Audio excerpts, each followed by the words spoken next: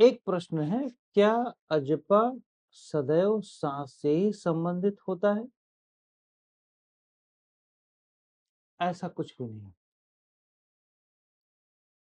प्रारंभ में हम अपने स्टूडेंट्स को या अपने मित्रों को जो साधक हैं उनको ये समझाने के लिए सांस की सहायता या सांस से सहायता आप ले सकते हैं। प्रारंभ में समझाने के लिए किया जाता है कि आप सांस को देखो।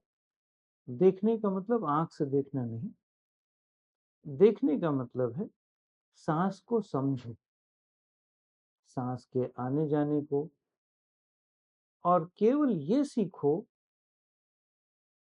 कि सांस के ऊपर कोई क्रिया और प्रतिक्रिया मत करो। सांस अपने आप चलने दो और उस चलने की प्रक्रिया को बस देखते रहो, अनुभव करते रहो।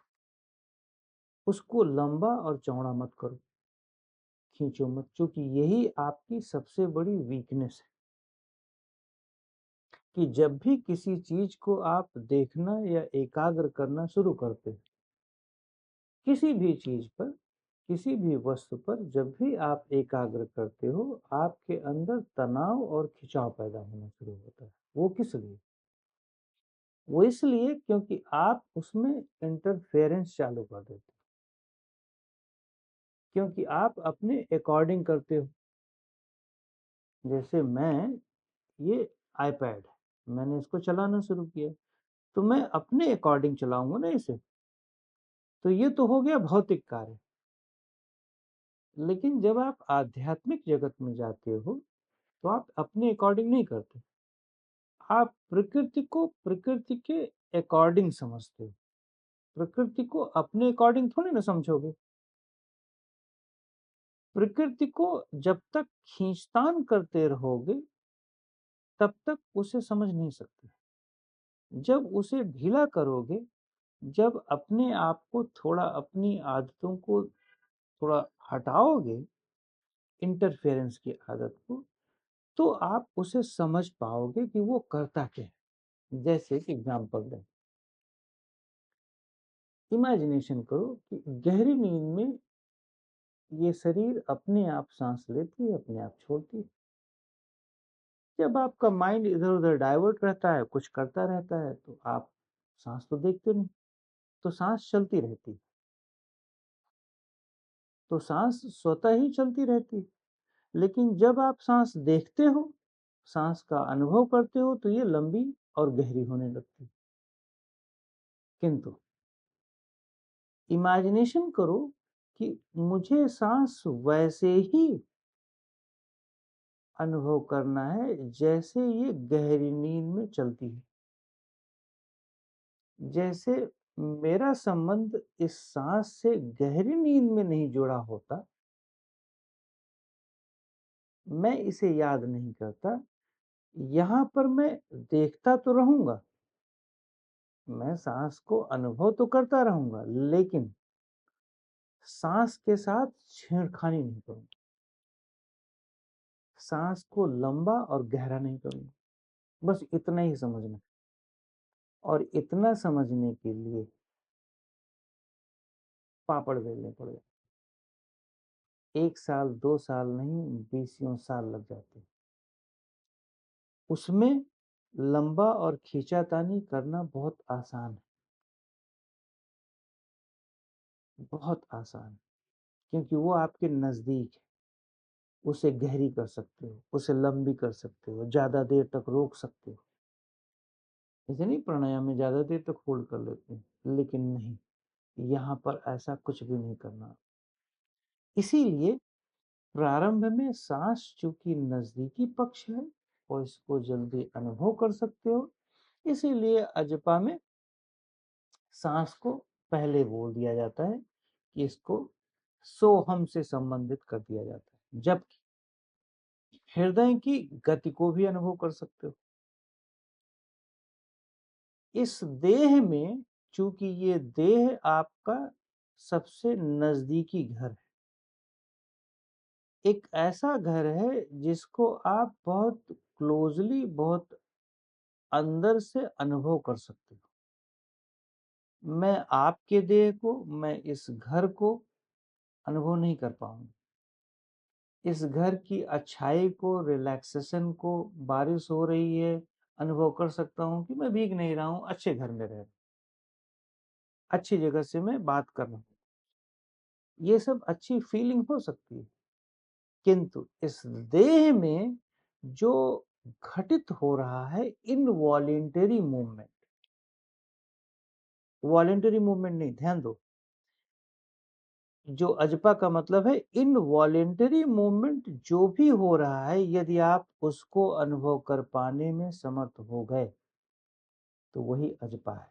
चाहे वो सांस हो, चाहे वो हृदय की गति हो। तो जैसे बहुत सारे स्टूडेंट ध्यान करते रहते हैं तो हार्ट बीट उनको सुनाई देती, तो उन्हें लगता है ये बाधा है, जबकि उन्हें उस हार्ट बीट को अनुभव करना चाहिए, सुनना चाहिए। हार्ट बीट में क्या है, एक बार वो बीट मारती है, एक बार वो पॉज लेती है, रेस्ट लेती है। तो सामान्यतः डॉक्टर कहते हैं कि एक हेल्दी हार्ट के लिए 72 या 80 तक बीट मारना चाहिए और ज़्यादा हेल्दी रहता है। बहुत ज़्यादा एक्सट्रीम डेट पूरे समय 80 के ऊपर नहीं रहना चाहिए।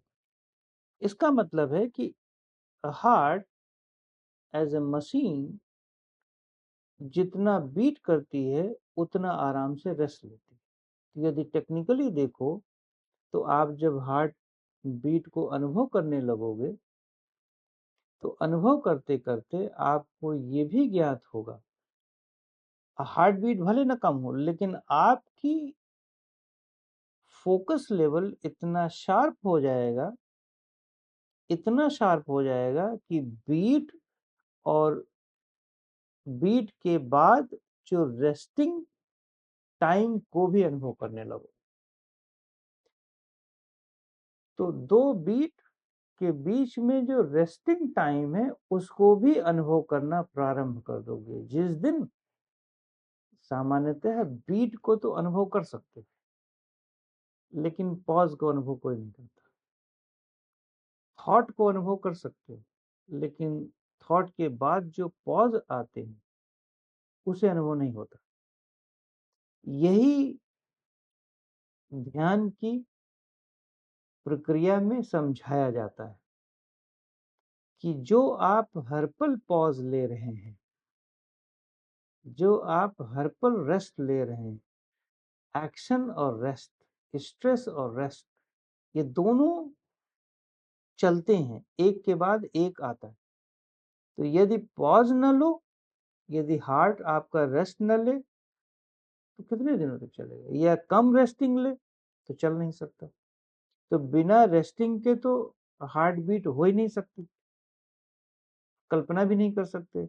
यदि उस रेस्टिंग को कम कर दो तो हार्ट मशीन ज्यादा दिनों तक सरवाइव नहीं कर सकती। यदि आप 150 दिन भर चलाओ तो कितने दिन तक हार्ट चलेगा।